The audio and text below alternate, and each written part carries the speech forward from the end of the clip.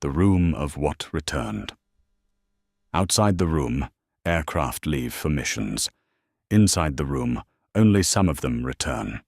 The returned planes can be inspected.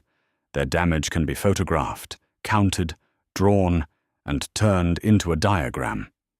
The question looks practical. Where should the armor go? Act 1. The surviving planes. The visible damage is the easiest part to believe because it gives the eye something to do. A plane returns from a mission with punctures in its skin, torn metal, broken parts, and the look of a machine that almost became wreckage.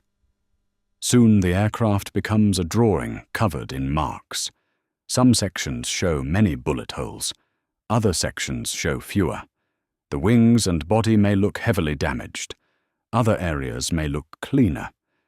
The first conclusion is direct. Reinforce the parts with the most damage. Put protection where enemy fire appears to have landed. For a moment, that makes sense. Armor has weight, and for an airplane, very few things matter more than weight.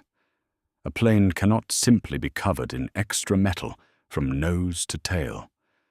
More armor means more weight, and more weight can mean more fuel use, less range, worse handling, slower movement, and new risks created by the protection itself. Every added plate has a cost. So where does the protection help the most? The returned planes seem to answer. A planner can look at the drawing and say, this part was damaged often, so this part should be strengthened. The problem is not that the evidence is false. The problem is that the evidence has already been selected. The room is not looking at every aircraft exposed to fire. It is looking at aircraft that were hit and still came back. The holes show damage. They also show survival. Act 2. The missing planes.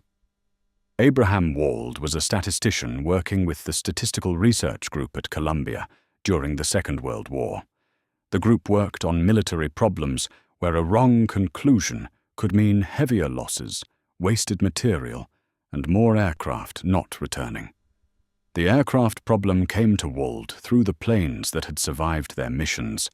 Wald's move was simple enough to explain and hard enough to keep applying. He treated the returned planes as survivors, not as the whole fleet. That changed the diagram. Heavy damage on a wing did not automatically mean the wing was the most vulnerable place. It could mean the opposite. It could mean the plane was able to take damage there and still return. A cleaner area on the diagram did not automatically mean enemy fire had missed. It could mean planes hit there were less likely to come back.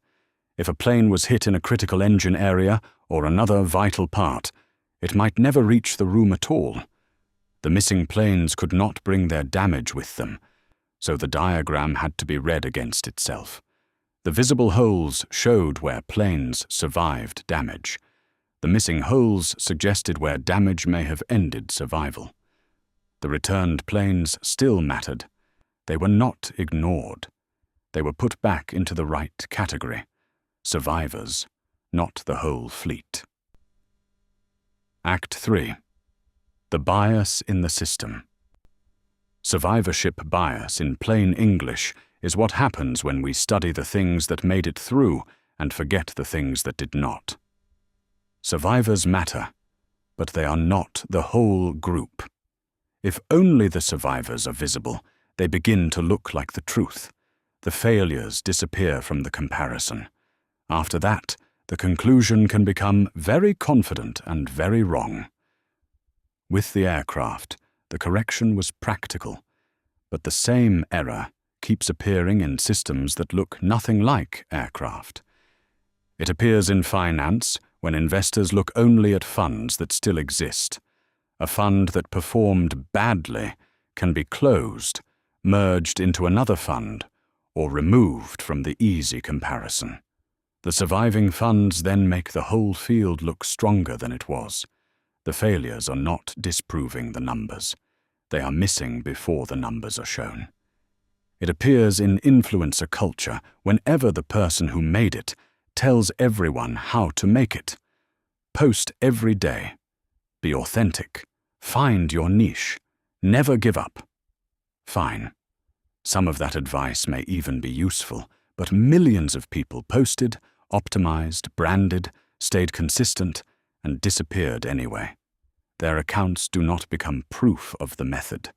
They become silence. It appears in research when positive results are easier to see than negative results. A study that finds something clear is easier to publish, cite, and remember than a study that finds nothing or fails to repeat an earlier result. Over time, the visible record can start to look more certain than the testing actually was. It appears in ordinary life when people compare themselves only to those who made it through. The people who lost weight and kept it off. The writers who got published. The migrants who became success stories. The patients who responded well. The students who flourished. The visible survivor becomes the model. The missing cases become personal failure, bad luck, weakness, or nothing at all. The returned plane says where it was hit and survived. The missing plane says nothing. What never entered the room still shapes the conclusion.